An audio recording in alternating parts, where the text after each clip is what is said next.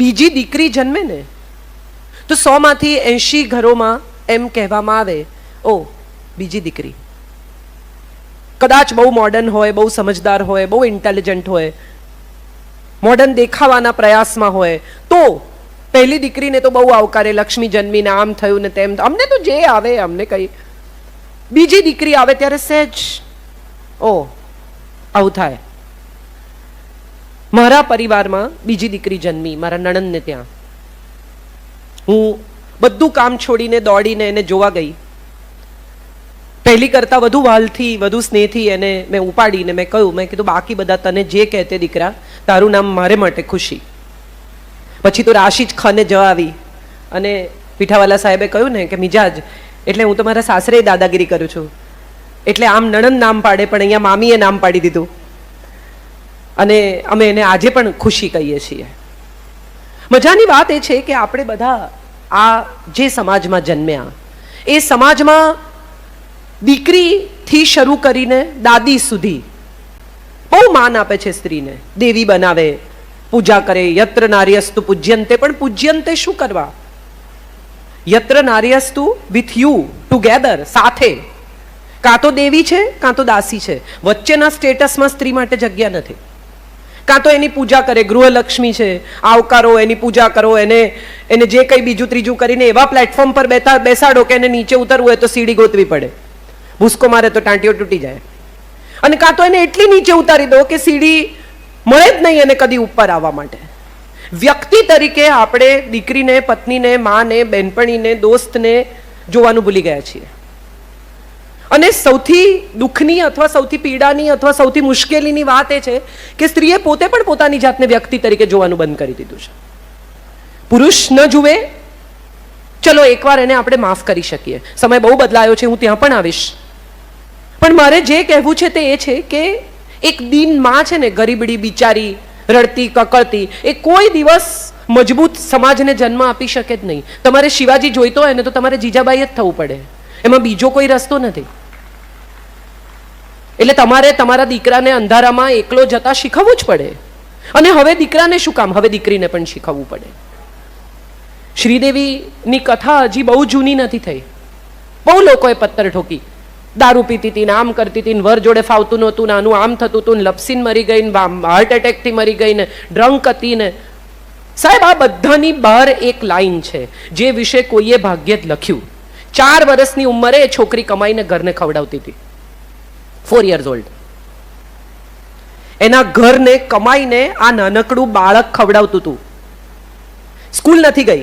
એને વીર સંઘવીને આપેલા એક ઇન્ટરવ્યુમાં કહ્યું કે ભાઈ મારું ફોર્મલ એજ્યુકેશન નથી થયું, હું સ્કૂલે ગઈ જ નથી, કારણ કે 4 વર્ષની ઉંમરથી એ તો સ્ટુડિયોઝમાં જતી હતી. પણ એનો આત્મવિશ્વાસ, એનો કોન્ફિડન્સ, આ વજન સાથે એણે હિંમતવાલામાં લેધરનું પેન્ટ પહેર્યું છે. જો એ સમયે એનામાં આવી તાકાત હતી તો એ કઈ પાતળી રહેવા માટે ગાંડપણ કરતી હોય એ વાત સાથે હું અગ્રી જ નથી થતી. જ્યારે ખરેખર વજન ઉતારવાનું હતું ને જ્યારે ખરેખર સેક્સી દેખાવાનું હતું ત્યારે એણે મોટા મોટા થાઈસ સાથે લેધરનું પેન્ટ પહેર્યું જ છે હિંમતવાલામાં, અને હિંમતથી પહેર્યું છે. એ પિક્ચરનું નામ જ હિંમતવાલા છે. તો એ શું કરવા પોતાનું વજન ઉતારવાનો પ્રયત્ન કરે, શું કામ સર્જરીઝ કરાવે? આ સવાલ બહુ અગત્યનો છે. અને આ સવાલનો જવાબ એ છે કે સમાજ સ્ત્રી પાસે સતત સુંદરતાની અપેક્ષા રાખે છે. એને રૂપાળા હોવું જોઈએ, એને પાતળા હોવું જોઈએ, એની કમર સરસ હોવી જોઈએ, એના વાળ લાંબા હોવા જોઈએ, એની સ્કિન સરસ હોવી જોઈએ. વહુ શોધવા જાય ને ત્યારે પણ તમે દિવ્ય ભાસ્કરમાં, ગુજરાત સમાચારમાં એડ વાંચજો, ઊંચી પાતળી ગોરી સુશીલ સંસ્કારી. મને તો મોડે થઈ ગયું છે. કોઈ પરિવારમાં કોઈ એમ કે છે કે સાહેબ અમને તો સેન્સ ઓફ હ્યુમર સારી હોય એવી છોકરી જોઈએ, હસી શકવી જોઈએ, પરિવાર જોડે મજા કરી શકવી જોઈએ. સસરાને સસરા નહીં પણ પિતામાને સાચું મોઢે કહી શકે નમ્રતાથી, ખોટું થતું હોય પરિવારમાં તો. આવી દીકરી આપણને નથી જોઈતી. અને સાહેબ સાસુઓ ભેગી થાય ને બહુ મજા આવે. કીટી પાર્ટીમાં, બીજા બધા કાર્યક્રમોમાં. અમારી વહુએ બનાવ્યું છે. બનાવ્યું હોય કે ના બનાવ્યું હોય. કેમ? તો કે મારી વહુ રસોઈ કરે છે, મારી વહુ ઘર સાચવે છે. આ એણે ગૂંથ્યું છે, આ એણે કર્યું છે. એણે નથી કર્યું, એને કંઈ નથી આવડતું સાહેબ. પણ ખરેખર જે દિવસે સાસુ માંદી પડે ને એ દિવસે બેડ પેન આપી શકે છે કોઈ પણ પ્રકારના સૂગ વગર, સંકોચ વગર? તો એને માટે તાળીઓ પાડજો. એ સમોસા નહીં બનાવતી હોય ને તો ચાલશે, બજારમાં બહુ મળે છે ને આપણે રોજ સમોસા ખાવાય નથી. આપણે બધા સ્ત્રીની ક્વોલિટીઝને છે ને જુદી રીતે જોતા શીખ્યા, અને આની પાછળ સમાજનું બહુ મોટું પ્રદાન છે. આમ જુઓ ને તો સમાજમાં અડધો હિસ્સો સ્ત્રીઓનો છે. આજે એમણે કહ્યું ને 50%થી વધારે હાજરી સ્ત્રીઓની છે. આ દીકરીઓ જે યુનિફોર્મ પહેરીને બેઠી છે એ આવતીકાલના સમાજમાં ભળી જશે. જે સ્ત્રીઓ સાડી પહેરીને બેઠી છે 50ની ઉપર છે, એ ધીમે ધીમે સમાજને જુદી દિશામાં લઈ જઈ રહી છે. જૂની પેઢીને પ્રશ્ન પૂછે ને એવી કોઈ નવી પેઢી મંજૂર નથી. સવાલ નહીં પૂછવાનો. કેમ કરવાનું? કારણ કે શાસ્ત્રમાં લખ્યું છે. કયા શાસ્ત્રમાં ખબર નથી, પણ શાસ્ત્રમાં લખ્યું છે, મને ખબર છે. તમને કેવી રીતે ખબર છે? ભાઈ બ્રાહ્મણોએ કહ્યું, વડીલોએ કહ્યું. વડીલોને કોણે કહ્યું ખબર નથી. હમણાં એક બહુ મજાની વાત થઈ. રહીશભાઈ, આ બહુ તમને રસ પડે એવી વાત છે. સત્યનારાયણની કથામાં એવી વાત આવે છે કે સાધુ વાણીઓ અને એની પત્ની લીલાવતી વાર્તા અધૂરી છોડીને ભાગી ગયા, એની દીકરી આવી એટલી. પણ આ વાત તો સત્યનારાયણની કથામાં આવે છે. તો એ કઈ વાર્તા કે જે એમણે અધૂરી છોડી? આવો સવાલ મેં પૂછ્યો. એટલે અમારે ઘરે કથા કરવા આવેલા એ બ્રાહ્મણે એમ કહ્યું કે બેન, તમે બહુ સવાલ પૂછો છો.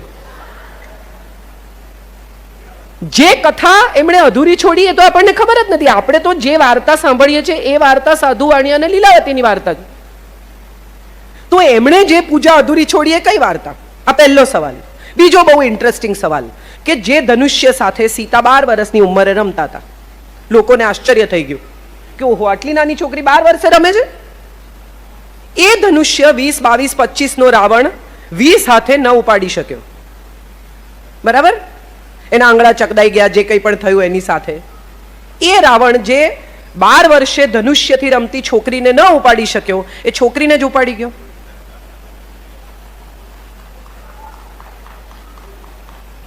આ સવાલનો જવાબ કોઈ પાસે નથી. આ સવાલનો જવાબ એ છે સાહેબ કે સાધુ વેશે આવેલો રાવણ અને સ્ત્રી અંધશ્રદ્ધાનું સૌથી મોટું પ્રતીક છે. ભગવા વેશે આવેલા તમામને, સ્વામીજી મને પ્લીઝ માફ કરજો, તમામને નમવું એ ધીરે ધીરે સ્ત્રીની પ્રકૃતિ થતી જાય છે. ખરેખર સ્વામીજી જેવા કેટલા લોકો છે કે જે ભગવાનને શોભાવે છે, ભગવા એમનાથી શોભે છે. એવા કેટલા નામો તમે લઈ શકો આજના સમયમાં. રામ રહીમથી શરૂ કરીને, આસારામથી શરૂ કરીને કેટલા લોકો છે જેના દરબારમાં તમે દાખલ થાઓ પછી તમારે પૈસા આપવાના, અને પછી એ કે લાલ ચટણી ખાઓ ને લીલી ચટણી ખાઓ ને કેળા ખાઓ ને સમોસા ખાઓ અને તમારી જિંદગી સુધરી જશે. આ બધા જ ધીરે ધીરે ધીરે ધીરે આપણને એ દિશામાં, તમે દિવ્ય ભાસ્કરની પૂર્તિઓ જુઓ, મારું જ છાપું છે, હું જ લખું છું, છતાં મારે તમને કહેવું છે કે એની પૂર્તિઓ તમે જુઓ તો તમને સમજાય કે છેલ્લા પાને જ્યોતિષ ને વશીકરણ ને નિવારણ ને ફલાણું ને કામ થવાની 100% ગેરંટી. સાહેબ, તમારું કામ થતું હોય તો જાતે કરી લો. એડ કેમ આપો છો? તમારે એડ આપવી પડે છે એનો અર્થ જ એમ કે તમારી પાસે ક્લાયન્ટ નથી. તો બોલાવો વશીકરણથી ક્લાયન્ટને. તમારે એડની ક્યાં જરૂર છે? આપણે બધા જ ક્યાંક ને ક્યાંક, કશેક ને કશેક એવા વિસ્તારમાં પ્રવેશી ગયા છીએ જે વિસ્તારમાં અજ્ઞાન છે, અંધારું છે, સમજણ નથી, યુદ્ધ છે જાત સાથેનું અને બીજા સાથેનું. બહુ જ બધી સ્ત્રીઓ એવું કહે છે કે સ્ત્રી જ સ્ત્રીની દુશ્મન છે, સ્ત્રી જ સ્ત્રીની દુશ્મન છે. મારે ખરેખર હૃદય પર હાથ મૂકીને એવી સ્ત્રીઓને પૂછવું છે કે એવી કેટલી સાસુઓ છે કે જે પ્રેગ્નન્ટ વહુ પગથિયા ઉતરતી હોય ત્યારે પગથિયા પર તેલ રેડે. એકતા કપૂરની સિરિયલ સિવાય આવું ક્યાંય થતું નથી. અને છતાંય આપણે આખી બપોર, ભલું હોય તો બીજી વાર પણ એનો એ એપિસોડ જોઈએ છે એવું વિચારીને કે કંઈક બદલાઈ ગયું હોય તો. ગુજરાતી સ્ત્રી પાસે ધીરજ છે સાહેબ, એક ક્ષમા છે કે એકનો એક એપિસોડ 2 વાર જોઈ શકે છે. એટલી ધીરજ છે. આ હું માનું છું ત્યાં સુધી સમાજને બનાવનારી સ્ત્રી છે. ઇતિહાસનું વહન કરે છે પોતાના ખભા પર. એની પાંસળીમાંથી, એના ગર્ભમાંથી ઇતિહાસ પસાર થાય છે. આખી એક નવી પેઢીને જન્મ આપવાનું કામ ઈશ્વરે સ્ત્રીને સોંપ્યું. શું વિચારીને? એવું વિચારીને કે એના ગર્ભમાંથી નીકળનારો આ જીવ, આ આત્મા, આ શરીર કોઈક એવા અપૂર્વ તેજ સાથે આવશે. કારણ કે આના શરીરને તેજ આપ્યું છે સાહેબ. એક બહુ જ સુંદર દુર્ગા ભાગવતની કથા છે. મને ખબર નથી કેટલા લોકો જાણે છે આ દેવી ભાગવતની વાત. એમાં દુર્ગા ના અવતરણની કથા છે કે જ્યારે ઇન્દ્ર ગુસ્સે થાય છે અને એના પર જ્યારે આક્ષેપ મુકાય છે ત્યારે એક તેજનો ગોળો આવીને ઊભો રહે છે. ઇન્દ્ર કહે છે કે ખસ વચ્ચેથી, અને તેજનો ગોળો કહે છે કે તું તો તાકાત વાળો છે, ખસેડ, તને તો આવડે છે. ઇન્દ્ર ફૂંક મારે છે, ગોળો વધુ પ્રજ્વલિત થાય છે. ઇન્દ્ર વરસાદ લઈને આવે છે, ગોળો વધુ પ્રજ્વલિત થાય છે. ઇન્દ્રને તાપ લાગવા માંડે છે, ગભરામણ થાય છે. અને છેલ્લે જ્યારે એના બધા જ શસ્ત્રો અસ્ત્રો બેકાર થાય છે ત્યારે ગોળામાંથી દુર્ગા પ્રગટે છે અને એને કહે છે પગે પડ, વેદ હું તને શોધી આપીશ. વેદ ચોરાઈ ગયા છે. આ પ્રાગટ્ય છે દુર્ગાનું. અને દરેક સ્ત્રીમાં દુર્ગા છે. એ પંજાબી પહેરતી હોય તો પણ, પેન્ટ પહેરતી હોય તો પણ, મંદિરમાં જઈને પેન્ટ પહેરીને દુપટ્ટો ઓઢ્યા વગર પગે લાગતી હોય તો પણ. દુર્ગા તો ભીતર છે. તમે શું પહેરો છો એની સાથે તમારી દુર્ગાને કોઈ નિસ્બત જ નથી સાહેબ. કેટલા બધા પરિવારોમાં એમ કે અમે તો એને જે પહેરવું એ પહેરવાની છૂટ આપી છે. આ છૂટ આપનાર કોણ? કોણ નક્કી કરે કે કોણે શું પહેરવું? હમણાં જ્યારે મેં મારા ફોટા સ્વિમિંગ સૂટમાં અપલોડ કરેલા મારા દીકરા સાથે, ત્યારે બહુ ધમાલ ચાલેલી કે ગુજરાતી લેખક આવા ફોટા અપલોડ કરે ને તમે સમજો છો શું ને, ગુજરાતી ભાષાની અસ્મિતા હલબલી ગઈ, જાણે હું મારા સ્વિમસૂટથી લખતી હોઉં, હાથથી નહીં એમ. મજાની વાત એ છે કે હું અહીંયા આવું છું તો હું સાડી પહેરીને આવું છું. મને ખબર છે કે આ મંચની શોભા શું છે, મારી સાથે કોણ બેસવાનું છે, મારે કોની કેવી ગરિમા જાળવવાની છે, મારી સંસ્કૃતિ શું છે, મને ખબર છે આ વાત. પણ હું મારા દીકરા સાથે ઈસ્ટ આફ્રિકામાં હોલિડે કરતી હોઉં, ત્યાં સ્વિમિંગ પુલ પર હું સાડી પહેરું એવી અપેક્ષા જરા વધારે પડતી નથી? હું ત્યાં શું કરી રહી છું? હું મજા કરવા ગઈ છું. આનંદ કરો કે આટલી બિઝી રહેતી સ્ત્રી 22 દિવસ એના દીકરાને લઈને હોલિડે કરવા ગઈ છે ને 21 વર્ષનો દીકરો ના પાડ્યા વગર માની જોડે ગયો છે, એટલે માં મજા કરાવતી હોવી જોઈએ. એનસીસી નો કેમ્પ નહીં હોય. આ વાત તરફ આપણે જોતા જ નથી. પછી મેં મારા ફેસબુક પર લખ્યું કે આપણને શોર્ટ્સ પહેરી અને સંસ્કૃત બોલતી સ્ત્રી મંજૂર નથી. આપણને સાડી પહેરીને શરાબ પીતી સ્ત્રીની ટેવ પડી ગઈ છે. આપણે બધા દંભી છીએ. ક્યાંક ને ક્યાંક, કશેક ને કશેક સ્ત્રીને બહુ માન આપીએ છીએ. દીપકભાઈએ કહ્યું કે સ્ત્રી વગર ન ચાલે ને સ્ત્રી વગર આમ. હું બહુ રિસ્પેક્ટ કરું છું એમણે જે કહ્યું એનું, પણ સત્યથી હૃદય પર હાથ મૂકીને કહો કે કેટલા ઘરોમાં વિધવા માને દીકરાની જાનમાં પોષ ભરવાનો અધિકાર આપવામાં આવે છે? કેટલા ઘરોમાં માનવ અધિકાર છે? પહેલો, દીકરો જો જાન ઉગલતી હોય અને દીકરો જો જાન લઈને જતો હોય તો આ અધિકાર માનો છે. જુવાન ભાભી ઘરમાં વિધવા હોય તો એને આગળ આવવા ના દે સાહેબ, અપશુકન થઈ જાય. અને વિધુર બાપ હોય તો કાંઈ વાંધો નહીં, એને તો જાનમાં જવાય. અને આ ક્યાં છે તો કે શાસ્ત્રમાં લખ્યું છે. કયા શાસ્ત્રમાં તો ફરી પાછા ત્યાં આવી ગયા, ખબર નથી.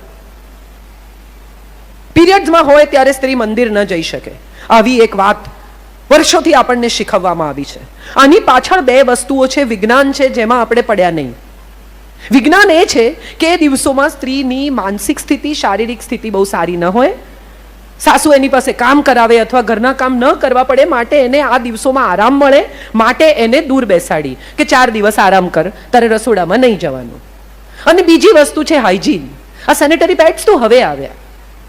એ દિવસો જ્યારે હાથે કપડાં ધોવા પડતા હતા પોતાના માસિક ધર્મ દરમિયાન, ત્યારે આ કપડાં ધોવા, એની સાથે માથાકૂટ કરવી, હાથ કેવા હોય, શું હોય, તો હાઇજીનના હિસાબે કે ભાઈ એને આ 4 દિવસ દરમિયાન દૂર રહેવા દો. એને આપણે આજે પણ ઠોકી બેસાડ્યું, ભગવાન સાથે જોડી દીધું, ઈશ્વરમાં મંદિરમાં નહીં જવાનું, ઘરમાં પૂજા નહીં કરવાની, આમ નહીં. સાહેબ, એ માસિક ધર્મ છે ને તો નવી પેઢીઓ જન્મ લઈ રહી છે. જે દિવસે એ નહીં હોય ને એ દિવસે માણસ જાત માટે તરસી જઈશું. ઈશ્વરે પોતાની લગોલગ બેસાડી, માં બનવાનો અધિકાર આપ્યો કે માણસ જાત આને લીધે જીવતી રહેશે. અને જે સ્ત્રીઓ, હવે વુમન એમ્પાવરમેન્ટનું વીક ચાલુ થશે, રોજના 2-3 કાર્યક્રમો, રહીશભાઈ. અને એવી સ્ત્રીઓ કે જે બધી ઓલરેડી એમ્પાવર્ડ છે એને જઈને આપણે એમ્પાવર કરવાની. પિંક પહેરવાનો આજે કોડ છે ને કાલે આમ કરવાનું ને પછી વુમન એમ્પાવરમેન્ટની પાર્ટી. મારે એ તમામ સ્ત્રીઓને પૂછવું છે કે વુમન એમ્પાવરમેન્ટના નામે કેટલી સ્ત્રીઓએ પોતાના ઘરની બાઈને અડધા દિવસની રજા આપી? વુમન્સ ડે છે ને તો એને પણ અડધો દિવસ એના પરિવાર સાથે રહેવા દો, એને પણ મનાવા દો છુટ્ટી. નથી કરતા આપણે. વુમન એમ્પાવરમેન્ટ એટલી જ સ્ત્રીઓ માટે છે કે જેટલી ઓલરેડી એમ્પાવર્ડ છે એને ખબર છે કે આ વુમન્સ ડે છે. પેલી તો બિચારીને કાંઈ, એને 8મી માર્ચ બી ખબર નથી. એ માંગશે નહીં અડધા દિવસની રજા, એનો કોઈ અધિકાર નથી. મધર્સ ડે નો દિવસ હોય, છોકરાઓ માને કાર્ડ આપે ને, ગિફ્ટ આપે ને, સરપ્રાઈઝ આપે ને, પાર્ટી કરે ને, અને ઘરની બાઈ છે, એનું છોકરું માંદું પણ હોય તો આપણે કહીએ કે આજે તો ઘરમાં બધા જમવામાં છે, આવી જજે ટાઈમસર. કેમ એને મધર્સ ડે નથી? આ બધી સગવડો, સવલતો, મજાઓ, દિવસો એના માટે છે જેની પાસે ઇકોનોમિકલ એવું બેકગ્રાઉન્ડ છે કે જેને આ પોસાય છે. બાકી આ બધા દિવસો ઇન્ટરનેશનલ મધર્સ ડે ને, ઇન્ટરનેશનલ વુમન્સ ડે ને, ઇન્ટરનેશનલ ડોટર્સ ડે એના માટે નથી કે જેને આ ખબર જ નથી. જરૂરત તો એ છે કે તમારે ઘરે કેરીનો ટોપલો આવે ને સિઝનનો, તો તરત જ ઘરમાં કામ કરનારા લોકોને 5-5 કેરી આપી દેજો, કારણ કે એનું પણ બાળક છે, એનો પણ પરિવાર છે. અહીંયા આવવાનું સ્વીકાર્યું એનું સૌથી મોટું કારણ, આ તો બધાએ મને પછી માહિતી આપી, ગૂગલ પર CK પીઠાવાલા વિશે ખૂબ માહિતી છે અને જે મેં રિસર્ચ કરી, જોઈ, વાંચીને હું આવી છું. આ બધા તો હવે કહ્યું કે આમ એમણે કામ કર્યું ને જે દિવસે મને આ ઇન્વિટેશન આવ્યું એ દિવસે મેં ગૂગલ પર CK પીઠાવાલા સર્ચ કર્યું. હવે તો આપણી પાસે દરેક ચીજ માટે માહિતી છે. અને જે સ્ત્રીઓ એમ્પાવર થવા મથે છે, યુદ્ધ કરે છે, પુરુષને આમ ને પુરુષને તેમ, એ બધી સ્ત્રીઓ ભૂલી ગઈ કે વોશિંગ મશીન, મિક્સરથી શરૂ કરીને સ્ત્રીને સવલત આપતી તમામ વસ્તુઓ પુરુષોએ બનાવી છે. આ બધા ભૂલી ગયા. સ્ત્રીનું કામ ઘટે. હવે તો રોટી મેકર આવે છે, તમે લોટ નાખો, તેલ નાખો, પાણી નાખો, ફટાફટ રોટલીઓ બહાર આવે. આ કોણે શોધી? સ્ત્રીએ. ગરમ ગરમ રોટલી આવે, તમારા અંદર ને અંદર રાખવાની, તમે જમવા બેસો ત્યારે ગરમ લાય જેવી રોટલી તમે ખાઈ શકો. આ કોણે શોધ્યું? સ્ત્રીએ? ના, આ પુરુષે શોધ્યું. ભલે માર્કેટિંગ કરવા શોધ્યું, પણ તમારું કામ તો ઘટ્યું ને. તો આભાર માનો એનો.